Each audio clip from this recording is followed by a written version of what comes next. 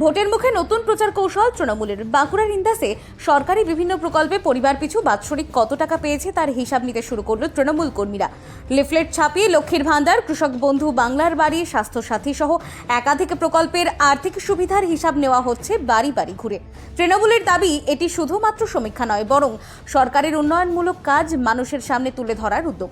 নেতৃত্বের কথায় রাজ্যের প্রায় 90টিরও বেশি প্রকল্পের সুবিধা পৌঁছে গেছে সাধারণ মানুষের কাছে। তার মধ্যে বেছে নেওয়া হয়েছে 10টি প্রকল্প, যেখানে দেখা যাচ্ছে অনেক পরিবার বছরে 1 থেকে 4 লক্ষ টাকা পর্যন্ত আর্থিক সাহায্য পেয়েছে। রাজনৈতিক মহলের মতে এই সমীক্ষার মাধ্যমে ভোটের আগে পরিবারগুলিকে সরকারি সাহায্যের অঙ্ক মনে করিয়ে দিয়ে কৃতজ্ঞতার ভোট টানার কৌশল নিয়েছে ঘাসফুল শিবির। উল্লেখ্য, 2021-এর পর থেকে একাধিক নির্বাচনে ইন্দাসে পিছিয়ে রয়েছে তৃণমূল, ফলে এই আসন পুনরুদ্ধারে মরিয়া তারা। অন্যদিকে তৃণমূলের এই উদ্যোগকে গুরুত্ব দিতে নারাজ বিজেপি। তাদের দাবি, কেন্দ্রীয় প্রকল্পের টাকা রাজ্য নিজেদের নামে চালিয়ে দিচ্ছে। পাশাপাশি কাটমানি ইস্যু তুলে শাসক দলকে কটাক্ষও করেছে বিজেপি নেতৃত্ব। আমরা আজকে ইন্দাস ব্লক তৃণমূল কংগ্রেসের পক্ষ থেকে ইন্দাস বিধানসভার প্রার্থী মমতা বন্দ্যোপাধ্যায়ের অত্যন্ত স্নেহধন্য প্রার্থী শ্যামলী রায় বাগদি মহাশয়ের পক্ষে ভোট পর্ব চলাকালীন আমরা বাড়িতে বাড়িতে একটা ক্যাম্পেনিং নতুন করে আজ থেকে চালু করলাম। সেটা হচ্ছে মানুষ কি কি পরিষেবা পাচ্ছে। আপনারা জানেন, মমতা বন্দ্যোপাধ্যায় 90-এর বেশি অধিক প্রকল্প প্রত্যেকটা মানুষকে আওতায় এনেছে।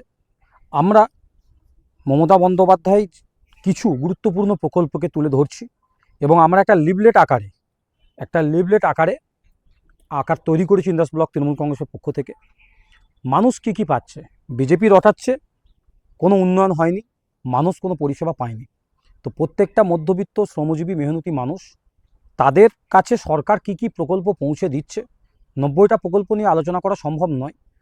আমরা 10টা প্রকল্পকে আওতায় এনেছি লিফলেটের আকারে এবং প্রতিটা মানুষের কাছে যে বাৎসরিক হিসাব করছি যে একটা পরিবার মমতা বন্দ্যোপাধ্যায়ের কাছ থেকে, অর্থাৎ মমতা বন্দ্যোপাধ্যায়ের সরকারের কাছ থেকে সারা বছরে কি কি পান। বিজেপির দাবি, নির্বাচনের পর মানুষ নাকি তৃণমূল নেতাদের বাড়ি বাড়ি গিয়ে প্রকল্পের কাটমানির হিসাব চাইবে।